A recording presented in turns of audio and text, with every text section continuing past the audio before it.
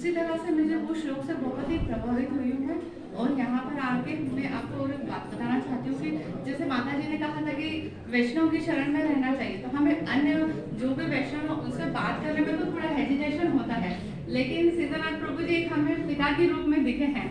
और हम उनसे कुछ भी शेयर कर लेते हैं, कुछ भी बात करें हम लोग ने तो कर लेते हैं, वहाँ पे समस्या हो तो उन्हें बता देते हैं हम लोग कुछ भी। तो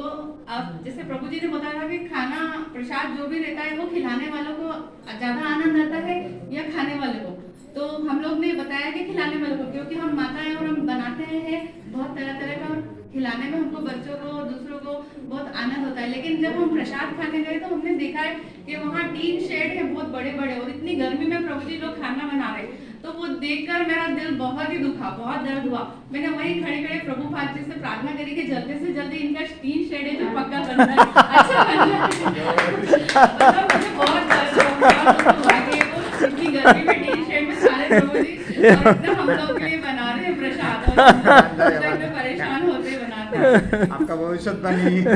हाँ जी, जल्दी से मतलब आपका जो किचन है वो अच्छा पक्का करते हैं, ये इच्छा है प्रभु जी। बाकी सब कुछ बहुत अच्छा रहा, हमें भी ऐसा लगा यहाँ पर पूरे हमारे नीमच इस्कॉन के जो आए हैं, हम लोगों को भी यहाँ से बिल्कुल जाने का मन ही नहीं कर रहा, हम लोग को लग रहा है कि हम भी गोलोक धाम में ही आए। कभी कभी कुछ रिस्पॉन्सिबिलिटी की वजह से हमारा कुछ छूट जाता था, बुक रीडिंग रह जाती थी, तो वो सारी हमारी जो भी है मतलब बैक टू बैक क्लास चलती रही, तो हम भगवान के और उनके नाम में हम बिल्कुल कनेक्ट ही रहे।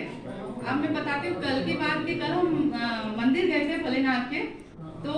वहाँ का जो सिस्टम था वो देखा कि मतलब एक ही भीड़ चल रही है, उसी में माता जी भी जा रहे हैं, प्रभु जी भी जा रहे हैं, एक दूसरे को टच कर रहे हैं, धक्का दे रहे हैं, तो हमें इस्कॉन की याद आई, तुरंत इस्कॉन की याद आई कि हमारा इस्कॉन कितना अच्छा रहेगा, मतलब वहाँ क्या सिस्टम चलता है बिल्कुल भी, और कोई परेशानी नहीं होती। मैंने वहाँ भी बोला काश ऐसा होता कि इस्कॉन में कोई आके यहाँ पर वो व्यवस्था कर दे तो कितना अच्छा होता,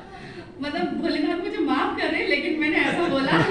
लेकिन मुझे ना इस्कॉन और मैं भक्ति के बिना रह नहीं सकती, हम ऑटो में हमारा मन खराब हो गया था सबसे भीड़ से टच हो गए, तो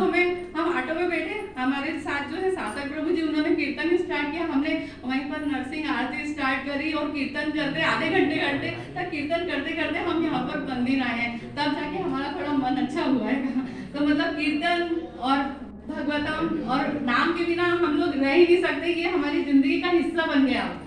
कहीं पे भी जाते तो ऐसा लगता है कि ये नहीं करा तो हमने नाम नहीं लिया तो हमने कुछ भी नहीं करा, हम सब मतलब इसके बिना अधूरा है। और मेरी आप सबसे रिक्वेस्ट है, प्रभुपाद जी ने बोला था कि मतलब ये जो इस्कॉन है एक जहाज है जो हमें भगवत धाम तक ले जाएगा, तो चाहे कुछ भी हो जाए, हमसे या वैष्णव से भी गलती हो जाए, तो वैष्णव हमारे सारे पिता के समान ही है, माता पिता हमें डांटते ही रहते हैं, उनकी बात का बुरा नहीं मानना चाहिए, वो हमारी भलाई के लिए कहते हैं। आप इस जहाज में एक बार बैठ गए हो तो कभी भी मत उतरना, प्लीज कभी भी मत उतरना प्लीज।